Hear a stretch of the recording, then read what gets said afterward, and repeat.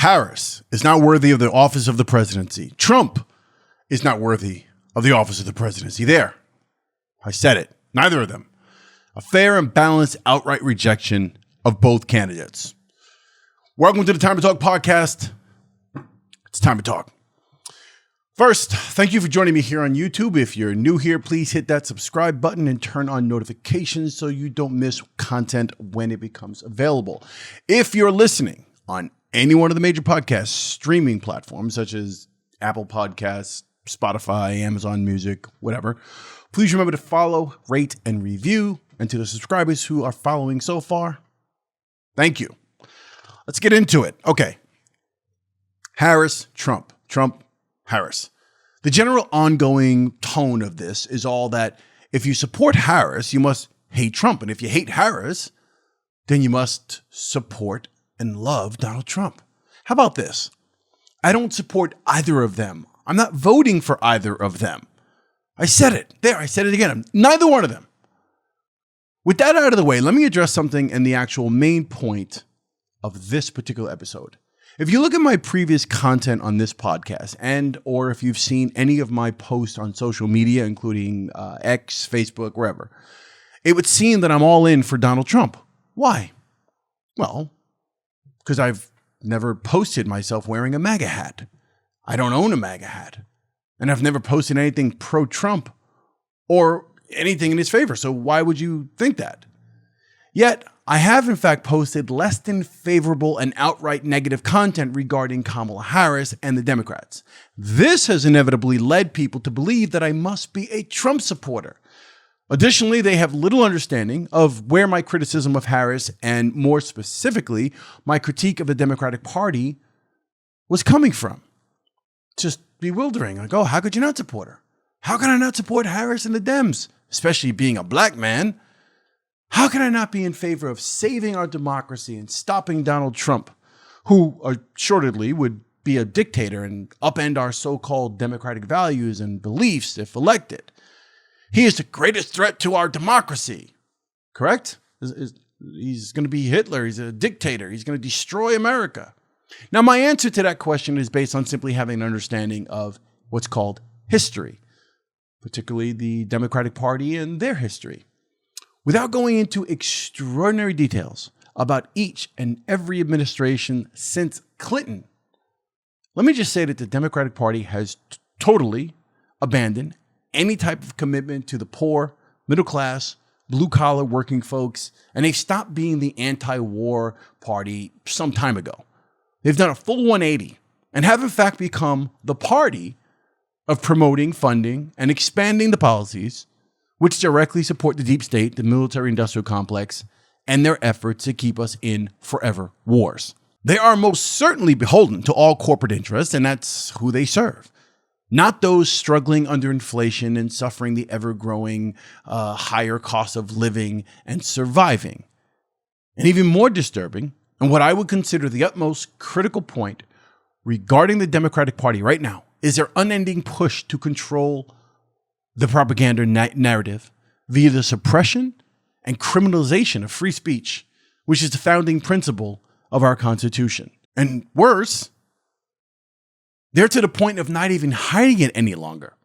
Just last week, Hillary Clinton gave an interview on CNN where she said the following: "We lose total control if social media stops censoring content."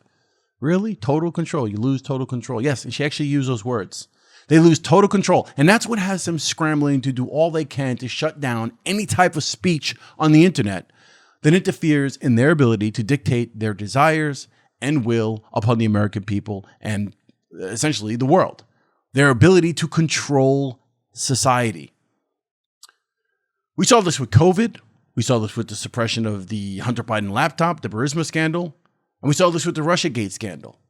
Mind you, Mark Zuckerberg literally wrote a letter to Congress specifically admitting that the White House and the Biden administration pressured Facebook to suppress and or censor speech and information counter to their benefit, counter to their narrative. And they complied, of course.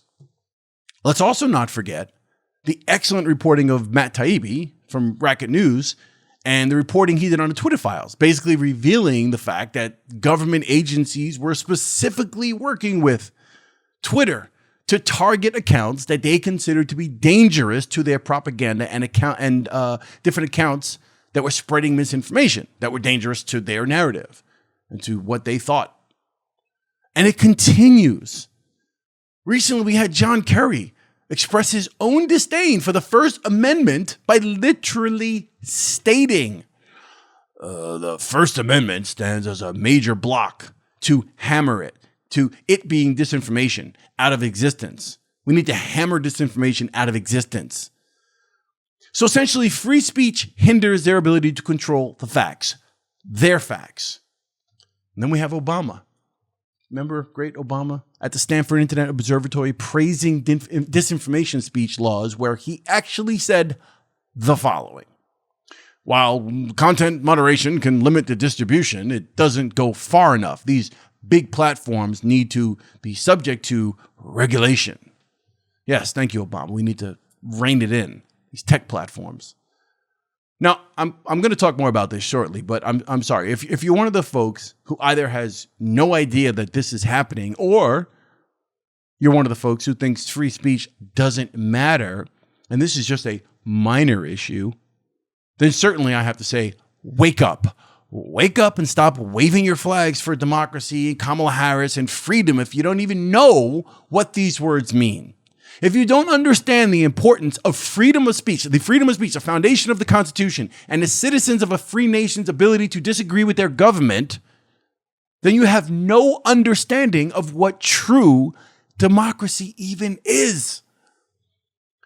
Further, regarding Harris and the Democrats, Kamala Harris was clearly an unpopular vice president who failed at her one assignment of getting our border crisis in order and has been nothing more than a Biden flunky. And she will continue to do Biden's work. Prior to being VP, she was totally not liked, not popular, and had to drop out of the race early when attempting to make her way to the presidency previously. And when she did, no one cared. So let's just put that out there as well. Let's just be honest about that history. Now, suddenly, the Democrats stage a coup on a sitting president and then promote her to be the perfect candidate of choice with zero primary, zero votes from anyone. I'm sorry. Is that misinformation for you loyal supporters? Do you not know how this all works? Or are you saying that the Democrats get a free pass in the interest of stopping Donald Trump? How many rules can they bend, and how many liberties are they allowed to snuff out in the interest of democracy? To stop Trump. If further proof of just how twisted the Democratic Party has become is needed, then let's not look any further than the fact that the Cheneys, specifically Dick Cheney, is on board with them now. Do I need to expand on that, or is it obvious? War, war, war, money, money, money. That's the Democrats. Now let me guess. All of this, the above, are things I shouldn't take into consideration regarding Harris, and I should simply be focused on stopping Trump by all means. Well, let's get into that. Let's get into Trump. Because after all, with all of my one-sided biased talk about Harris and the Dems, then it would stand to reason that no matter what, I must favor Donald Trump. Well, here's the deal with Trump. He is, in my opinion, a totally unqualified moron. Period.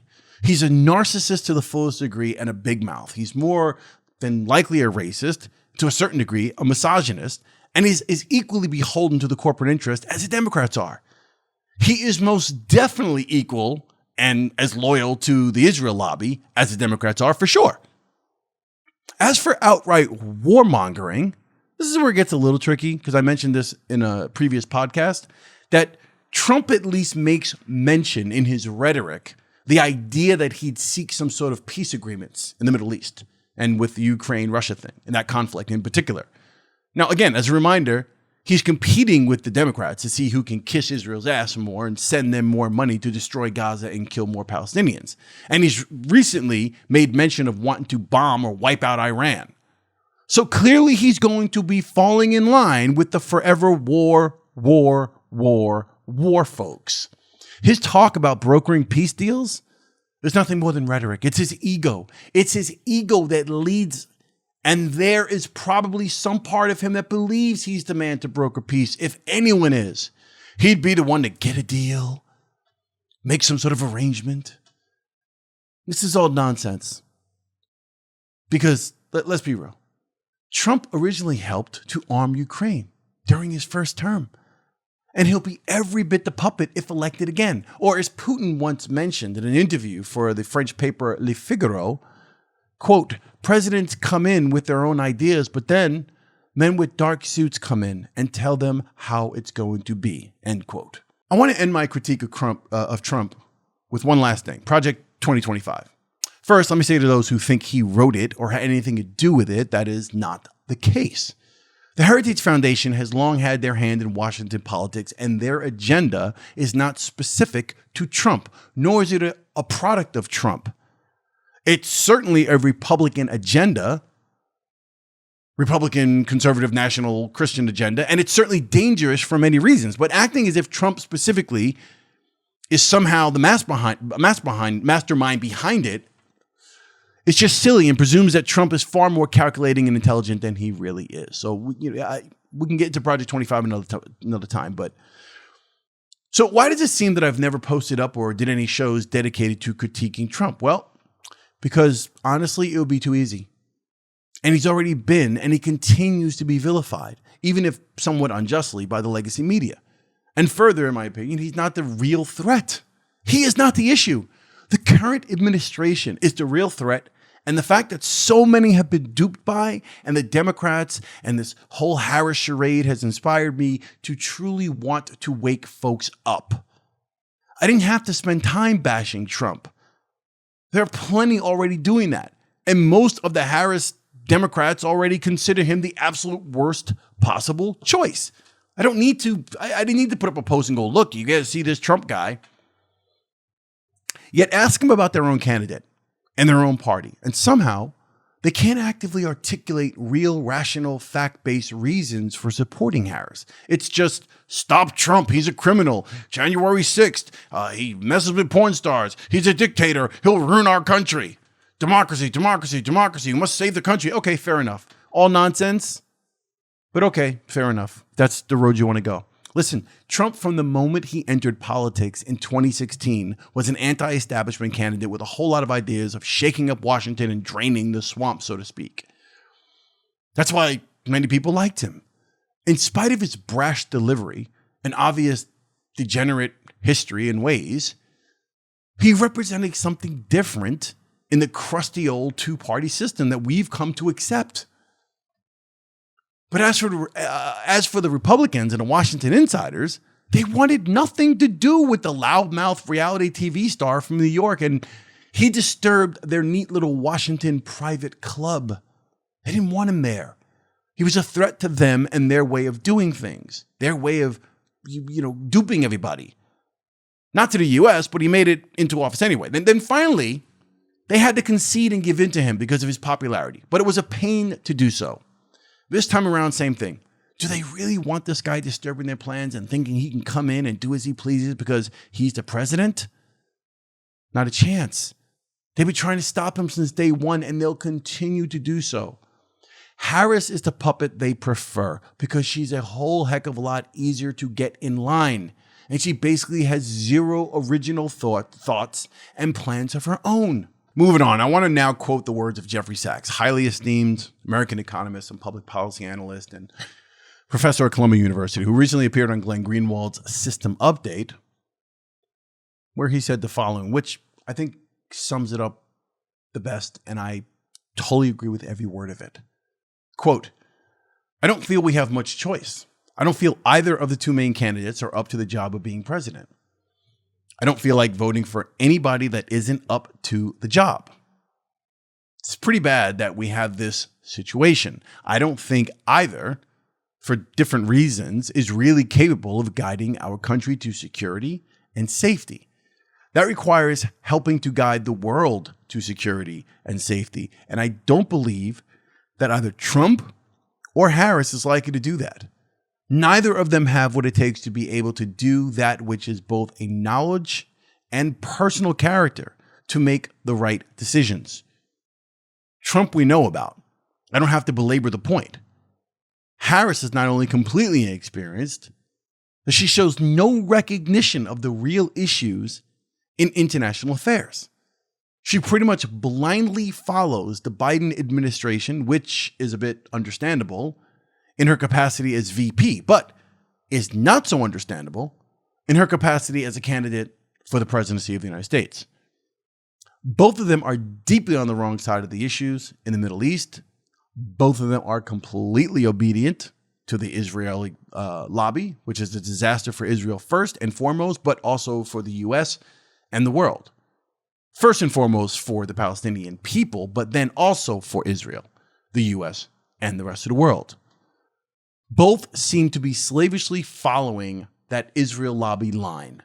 When it comes to China, they compete with each other over who can be nastier, and I would say dumber, in how we're approaching our relationships with China. It's not good. It's just not good at all. Both will continue being creatures of the U.S. deep state. End quote. But he goes on further to talk about democracy and what is really going on. Quote, we should understand that what passes for our democracy right now is not real engagement of the people, and our elections are completely overblown in terms of what they do regarding America's role in the world, which right now, because of how close we are to complete disaster and global war, is actually the preeminent issue. And we have a deep state problem that is absolutely severe. End quote. And there it is. I'll end with that. Or should say, I'll end with this. There are different types of people, voters, those who are just generally not concerned, but they'll vote because they feel it's their civic duty. They're usually single or have no kids, and they don't feel the pressure to pay attention to the possible consequences of it all. Then there are those who care, who look forward to voting, and they are loyal to whatever party they were pretty much born into, and they don't want to deviate from that. They're hardcore. There's nothing you can say to change their minds or even get them to think outside of that particular echo chamber.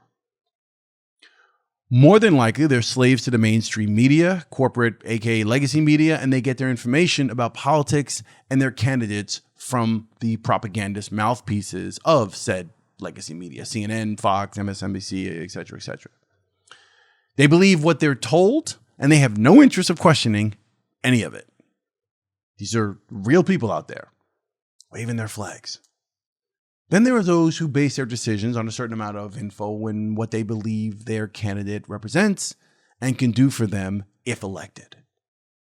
Even if they're loyal to one party, they're somewhat informed about policies and such, and enough not to be so loyal that they'll simply disregard anything that contradicts the principles and policy standards that their favorite party candidate stands for. No, they'll hold them accountable. And if need be, will abandon that party and seek someone else more in line with their interest. But then there's another type of person, a voter. The people who know that no matter what you say, no matter what you tell them, no matter how much evidence you give them, no matter the amount of facts you clearly put in front of them, they simply won't listen or care to change their minds. The very idea of allowing in new information, new details, new facts, debunking previous misinformation or lies is totally antithetical to their very thinking. More disturbing to me is that many of these people refuse to do any type of their own research or explore any type of information outside of their comfortable bubbles. I mean, in a world where so much information is available, so many resources, people will simply not take the time to listen, explore, research, read, or study. They want everything spoon-fed to them. And this usually comes, again, from corporate media. It's easier to sit down and be told what to do, what to think, what to believe, how to vote, who to vote for, to be sold a show, who to support in the Middle East, who to hate in the world. These people, those people, they're bad, we're good. It's truly sad. I say all of this and I leave off with the following. I am just one voice I'm one point of view expressing my opinions on a small channel that's only getting started. In the vast field of qualified voices and seasoned journalists, I'm a whisper. So that said, don't listen to me when it comes to Harris or Trump. Don't take my word or my opinion as gospel.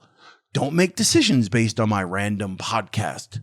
Go out, explore, read, study, find other voices. Do your own research. Determine if I'm saying things that are actually true or if I'm totally off.